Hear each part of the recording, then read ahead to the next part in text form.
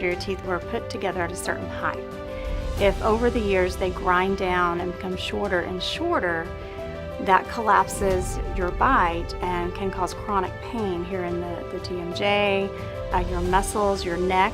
You can grind your teeth down into the nerve part of the tooth and can have chronic pain from any time you eat or you drink.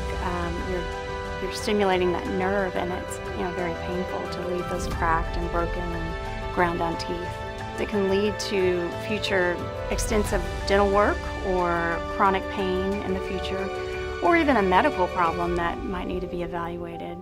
So don't put it off. Come and get a thorough evaluation.